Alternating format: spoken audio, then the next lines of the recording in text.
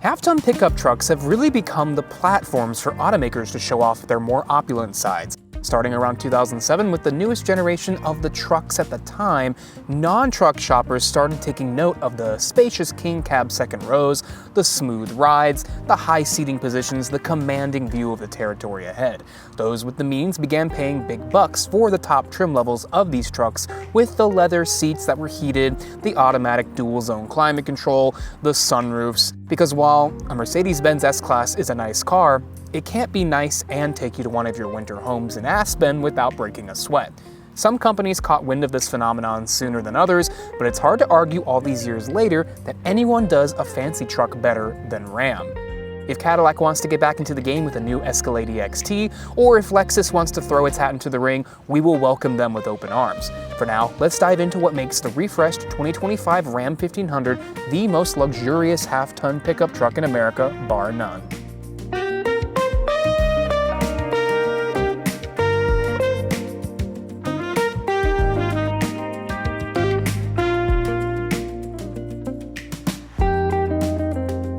For 2025, there is a new top dog trim level, the Tungsten.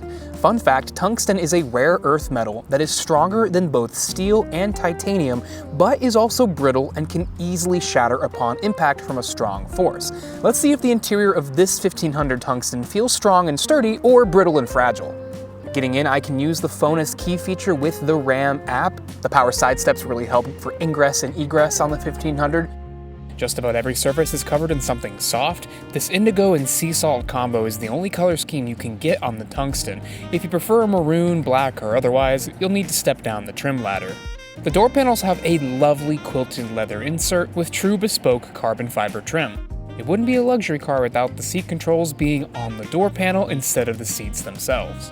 The second row is just as well appointed as the first, with the same use of materials. Though no longer a rare feature for a half-ton, the panoramic moonroof still allows me to spot the airplanes and stars above with wonder. As far as screens and tech go, the Tungsten trim gets the newest hardware standard. This is the new 14.5-inch touchscreen with Uconnect 5. It doesn't replace the 12-inch unit that was super impressive when this generation debuted in 2017. It just gives you a sharper, larger display with OLED local dimming for deeper blacks and better contrast. A lot of the controls can be found in this screen, but Stellantis has made this UI as intuitive as possible for just how much information can be accessed. As a front passenger, I don't even have to reach over to the main touchscreen to get what I want. I can just reach forward and touch this screen. It's a 10.25-inch screen that is only visible to me. It has a coating that doesn't allow off-angle viewing, so the driver will not be distracted by it. This is the same setup you'll find in the modern Jeep models like a Wagoneer, a Grand Wagoneer, or a Grand Cherokee. This screen gives you access to all of the camera views you get on the 360-degree camera system, so you can act as co-pilot when going over rough terrain or when parking in tight spots. It also allows you to connect your phone directly to the screen and mirror content, so you don't have to hold your phone while riding down the road. You can just look ahead at the dashboard. Also standard for Tungsten is the 12.3-inch digital instrument cluster. It has a lot of information packed into it and can be a little overwhelming at first, but once you know the layout, you'll appreciate it. The Tungsten trim gets its own Tungsten-specific graphics. Visually, there's not much customization to work with, but more importantly, you'll appreciate the abundance of content and information that can be displayed both here and on the head-up display.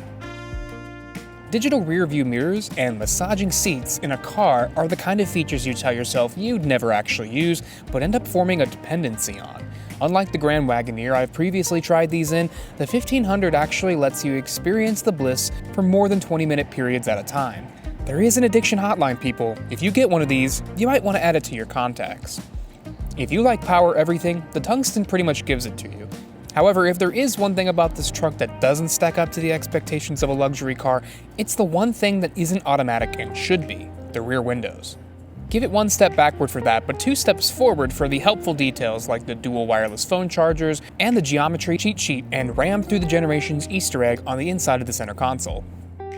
Actually, take another step backward for the lack of a power rear seat. If it can slide and recline, it should be able to do so electronically for this money. Even the new Hyundai Santa Fe has them. So back to where we started. Making things a little bit more special for this year is the fact that we have a new engine under the hood. This is the high output version of Stellantis' new Hurricane twin-turbo inline 6-cylinder engine. You can also get the standard output version on lower trims of the new 1500, but this one has 540 horsepower and it's silky smooth. We've got the carryover 8-speed automatic, which is still very responsive, and it works well with the engine here. And we also still have the class exclusive 4-corner air suspension, which makes this feel on this particular road like we're riding on a magic carpet. And when it's quiet like it is right now, you can really feel the power of that 1228 watt sound system from Klipsch. This is just as good, if not better, perhaps, than the Macintosh found in the Grand Wagoneer, which I already thought was one of the best systems you can find in a modern vehicle, but this is really up to the task for anybody who's been shopping in the luxury segment for a long time and are used to the Bang & Olufsens and the other high-end stereo systems. This one will impress you.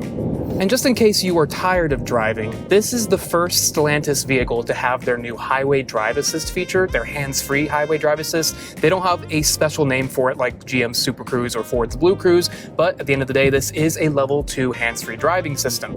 By being a level 2 though, that means there is a sensor in front of me up here on the steering column that makes sure that I am paying attention to the road ahead.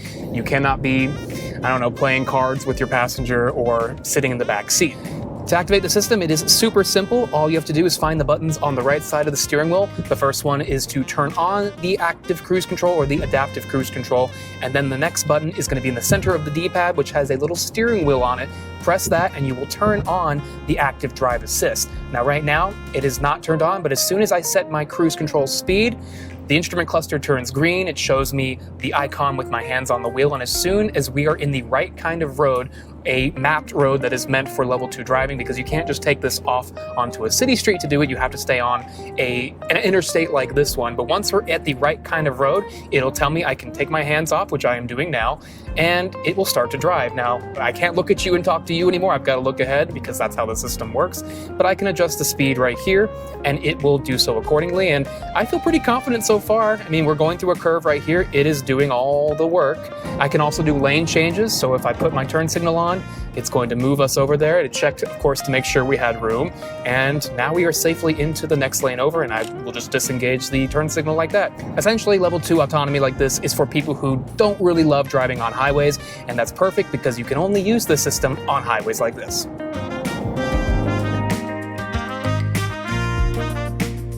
Say you've decided to go glamping. The bed of the 1500 has a ton of nice touches, like the iconic RAM boxes for extra storage, which is standard on Tungsten, or the 1.8 kilowatt inverter that can power accessories when sitting still if you've got a model with the Hurricane engine under the hood. If you have one with the base Pentastar V6, it will only power those devices if the truck is in motion. The Tungsten trim really is the most lavish pickup out there, and the only thing I can think of that could possibly make it more posh would be an electric variant. The smooth, linear, and blistering acceleration potential, the lack of noise, it just makes sense in a luxury car like this is supposed to be. But turns out, Ram already has at least one solution on the horizon. They've got the REV, the full battery electric model, and the Ramcharger, which will be coming a little bit later.